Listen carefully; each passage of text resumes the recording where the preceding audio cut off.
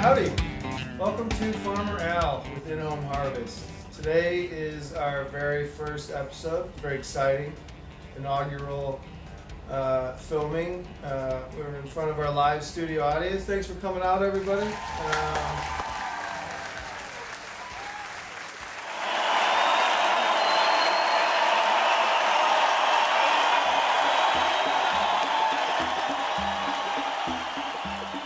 Welcome to the first episode of Farmer Al. I'm Al with InHomeHarvest. Today, we've got a guest with us. Today we have Czar. Czar's Snapchat phenom, goes under the handle Marijuana. Czar, dude, thank you for coming down. Of course, bro. Thanks for having me. Very exciting. Czar, what kind of questions do you have as a new grower? First and main question, growing weed, where do we start? When you're going to start a plant, you have two options. You can start with a seed or a clone. Clone is when you take a mother plant and you cut off a branch, and that branch sprouts into its own plant. So you know what genetics you're getting. Okay. Seeds are great too, but each seed has its own genetic material encased in that individual seed. So you don't know what you're going to get. Okay. And what is InHomeHarvest use? So for the last 2 years, InHomeHarvest has used clones. We've specifically sourced clones from Cloneville. The option that we're playing with right now for seeds is called autoflower. The really neat thing about autoflower seeds is that from the time your seed pops to the time you cut it down is set in its genetic material. Wow. It's not relying on you to change your light cycle. Right. It's not relying on you to tell the plant when to flower. That plant is going to flower when it wants to flower, and then 8 weeks after that, you're cutting it down. So the plant has like a set timer in its DNA, but it's just going to do it, and it's going to be done in that time. That's exactly right. When we grow inside a tent, we control everything. If we want the plant in veg, we leave it, with roughly 18 hours of light. And when we're ready for our flower, we switch that to 12, and the plant does what we want. Right. Autoflower is not like that. Just does its own thing. It does its own thing. Wow, that's pretty awesome. It's pretty so you guys exciting. are heading in that direction? We're gonna run some tests next week, and yeah, I'm excited to add that to our repertoire. Yeah. Nice. Which is better? You said it's either seeds or clones. What do you guys like to use? What is the overall better solution to go for? So for our business model, the better avenue to travel down is clone. Especially when we have a client who knows exactly what they want to smoke. We can ensure every grow is going to be the same. Cloneville has their mother plants on site. So when we buy a clone that we know the client likes, the next time we go back and get that clone, that's from the same mother plant. And they snipped it right there. Snipped it right come there. back and it's there. It's always good. It's very consistent. So for right now, where we are with InHomeHarvest, clones are the best deal. Interesting. So seed is kind of a wild card option. You don't know exactly what you're going to get, male or female, or what kind of plant. And then clone is boom, I want this, and that's what you're going to get. Absolutely. You nailed it. Yeah. One more question. Sure. Outdoor or indoor? There's a lot of people that like to do both. What is you as a grower, experienced grower, what is your favorite option to go for, outdoor or indoor? Well, I'm an outdoor kind of guy, so I love outdoor growing. That being said, the excitement of indoor growing is the control factor. Yeah. When you grow outside, you're tied to the sun, meaning at this time of the year in March, you're just starting to get longer days. Your plants are going to have a lot of growth. They're going to put out a lot of leaves. But until that sun cycle starts to dip, meaning the days get shorter, Yeah. you have to wait. So from now through, the end of June, early July, when the days start to get shorter, you've got a plant that is just going to keep vegging and getting massive, which is fun. But if you want to have more than one harvest a year, do it inside. Indoor, because then you can do it year round, have the option. So you'll get it. You can turn your harvest around a lot quicker. And then just get the buds more Sooner. quicker. Yeah, absolutely. So, awesome, bro. Cool. Does InHomeHarvest help train the plants?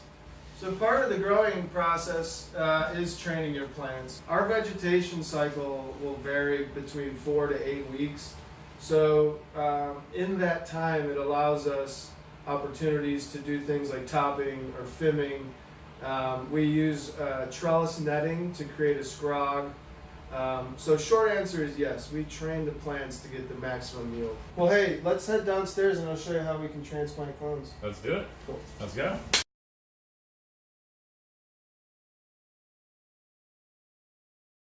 We've got a little animal cookies clone. Little guy. Yeah, little baby, huh? Let's see. One thing to check before you start planting is roots. Oh. We want our roots poking through so that when we put it in soil, it's got a way to uptake the nutrient from the soil. Of So course. that's how it does it. So everything looks good there. Awesome. We got our soil right here. Okay.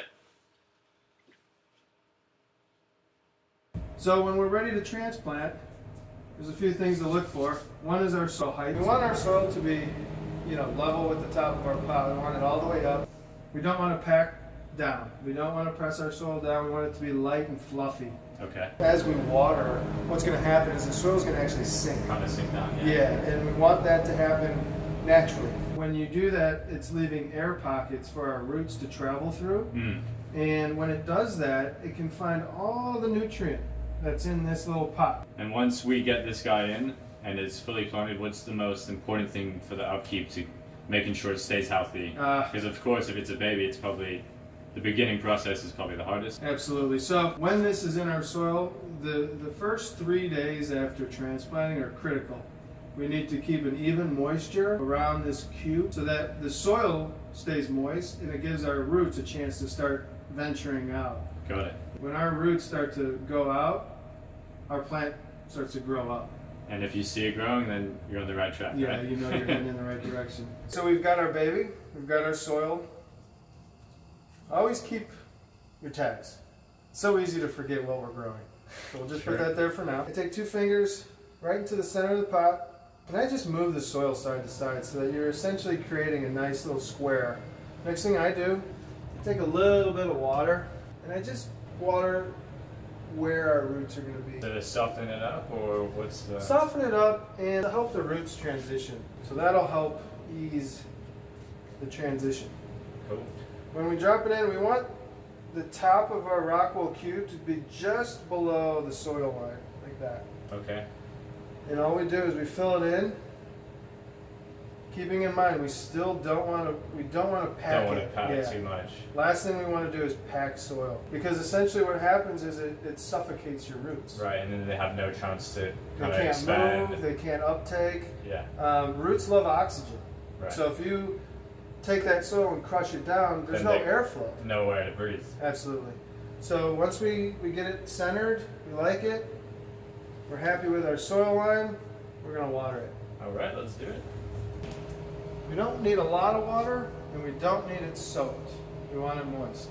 Okay. So what I try to do is I aim for that edge of where the Rockwell cube was and where it meets our soil. And we're just going to water all the way around it, really light. And how much water do you use when you're starting with a brand new little clone? If it's is it a daily thing, or is it every couple of days? What is? Until we see new growth, check on it every day. Now that doesn't mean you have to water it every day, but you do need to check. Yeah. With new plants, the day-to-day can be touch and go. One day your baby plant can look great, next day you can come in, it can look totally different. So at this stage, there is a bit of daily maintenance required. Yeah, just to get on the right track. We do this part of the process in our office. When we have a client, we don't want to do a fresh transplant in their tent. So what we'll do is we'll transplant it. We'll give it a week at our office, make sure everything takes, make sure our roots are growing, make sure we have new leaf development, and then it's ready to go in the tent. So by the time it gets to their house and it's set up, it's good to go. It's healthy. rooted, it's growing, and it's back on track. Yeah, absolutely. Awesome. Now it's ready to go under lights and grow big and make flowers and make us all very happy. Well, today I learned how to plant a brand new clone. Absolutely. This is awesome. Thanks for coming down, Zar. Thank you, bro. I appreciate it. Cheers.